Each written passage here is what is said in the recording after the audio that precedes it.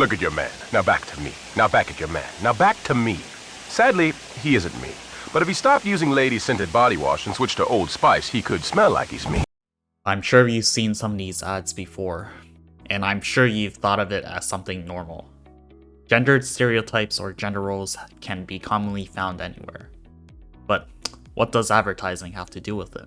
Today, we will be examining the ways in which advertising agencies reinforce gender roles. The focus of this video will be to determine how the sex of an individual influences the marketing agency's strategies. We will also be conceptualizing the ways in which advertising agencies appeal and incentivize media consumers and customers through utilizing stereotypical gender roles, which includes masculinity and femininity. In addition, we are also to examine the effects advertising agencies have on its consumers regarding the construction and shaping of individuals' perception and norms surrounding a stereotypical gender roles. We do not support the use of stereotypical gender roles for marketing strategies. Reinforcing gender roles to sell products is ethically inappropriate. The cultivation theory is often referenced and utilized by professional media researchers to explain media phenomena, as well as identify underlying media agendas and media effects on its consumers. The cultivation theory states that sociological and communication frameworks and/or constructs are created and instilled within the media individuals consume. The cultivation theory itself was set in stone by a man named George Gerbner, who extensively researched television content and later would find many correlations between people's perceptions and worldview, which was undeniably shaped by the media they choose to consume. Gerber's theory states that cultivation through media and television becomes the basis of a mental image that the individual forms about social, practical status of values, and cultural standards within society. The advertising of hygienic products reinforces stereotypical gender roles, although men and women's hygienic products are essentially serving the same purpose. So in taking Gerber's theory of cultivation into consideration, then applying it to social norms and constructs that we as media consumers have been continuously subjected to, it seems advertising agencies are inappropriately appealing to gendered stereotypes in order to boost sales and make a quick buck. You may not believe me when I tell you that you consume a lot more media than you think you do. This media consumption comes in many different forms, from using your phone to watching your favorite TV show to watching your favorite sports team at home or even at a bar. You could be out for breakfast, lunch, or dinner, and most of these restaurants will have a TV showing you some form of media. When you're driving, there's billboards advertising all sorts of things, or even walking if you find yourself at a place like Times Square. This amount of media consumption is bound to have an impact on your behavior and thoughts, whether it be positive or negative. A lot of the advertising we're seeing use gender strategies to sell the merchandise or the idea of the merchandise. For example, cleaning product advertisements tend to incorporate women, emphasizing housewife gender norms. This sells not only the product, but the idea that the women in the household will be a stay-at-home housewife doing all the cleaning, which promotes gender inequality. Body dysmorphia is a major problem that arises due to the images of gender portrayed in some advertisements. Body dysmorphic disorder is a mental health disorder in which you can't stop thinking about one or more perceived defects or flaws in your appearance. Okay, so let's think about big corporatives who sell apparel.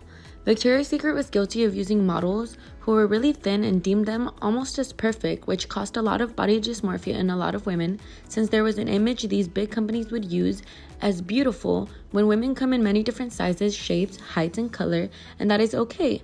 Everyone is unique and doesn't have to fit into society's beauty standards in order for them to be beautiful. Body dysmorphia isn't a disorder just for women. Men suffer from this disorder as well. A lot of hygiene products targeted for men use super buff athletic men in their advertising, promoting the idea that this is what a man looks like. Again, men come in different heights, shapes, sizes, and colors, and don't have to fall into a category to be deemed handsome. On a different note, self-expression isn't really seen in commercial advertising. More times than less, you see your stereotypical men and women in this media.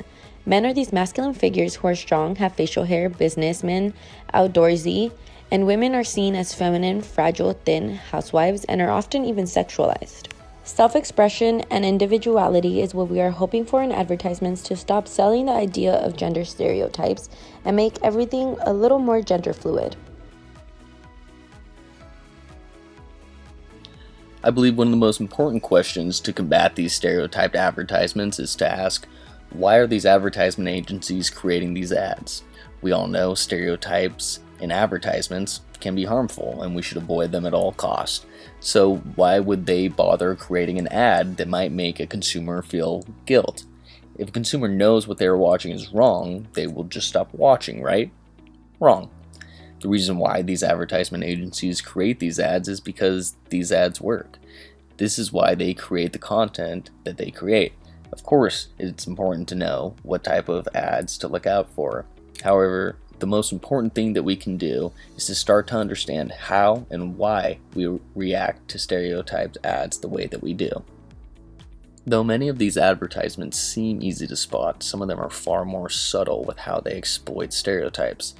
Some of these stereotyped advertisements that are meant to be humorous we may find to be funny, or at the very least we will understand what joke was attempted to be made. This is a basic human reaction, to understand that something is wrong, but to still look at it anyways, or something is not funny to laugh at, but we laugh at it anyways. Because our culture reinforces the concept of guilty pleasures, that would suggest that consumers identify with and relate to a normative belief that certain things are both highly pleasurable, yet also worthy of a guilty conscience. This works in the case of the Hardee's commercials that I personally grew up watching. And these advertisements were openly created to target men with no shame at all, because Hardee's understood that although it was a sexist ad, although it was in a blatant attempt to sell hamburgers with sex, they still ran the ad because they knew that people, in particular men, would go to Hardee's after watching it, after feeling those guilty pleasures. So as a consumer, the only way to have ad agencies stop these attempts to sell us their products at any cost is to simply not purchase those products. Let's take a deeper look at the current norms in today's advertising. Some companies have been doing a better job of promoting gender equality. Both Dove and Nike have been actively promoting women's empowerment as well as sharing awareness to gender stereotypes perceived in ads. In 2017, Nike released their hashtag Believe in More campaign that encouraged women to do what they wanted to, regardless of societal gender roles. These commercials were influential because it showed the contrast between what society thinks women should do, for example, cook, clean, and look nice, and what women are actually capable of, for example, being strong, winning awards, and being smart. These ads were specifically marketed in Turkey, Russia, and the Middle East, where women had been facing gender discrimination in sports, as well as strong traditional and cultural gender roles. In March of this year, Dove released their hashtag, the Selfie Talk campaign, which promoted awareness in the unrealistic beauty standards that young girls are forced to fit into. As we are stepping away from TV and magazines, social media has become the new advertising platform. Instagram has become a marketed scheme where the public audience is often unaware of what is edited and what is not. There is still much more that these ad agencies and corporations need to address. Very little awareness has been promoted to challenge the stereotype revolving men, and even less has been done to promote gender fluidity and the visibility of non-binary people. Although stores like Target have removed the gendering of toy products, there is still a clear divide between gendering of male products, which are often black or blue colored, sleek, and cheaper, and women's products, which are pink or light colored, more expensive, and often not as long-lasting as men products. For all the girls to buy princesses and all the boys to buy superheroes. Girls want superheroes and the boys want superheroes. The companies who make these try to trick the girls into buying the pink stuff instead of stuff that boys want to buy, right? Yeah, so then why do all the girls have to buy princesses? Some girls like superheroes, some girls like princesses.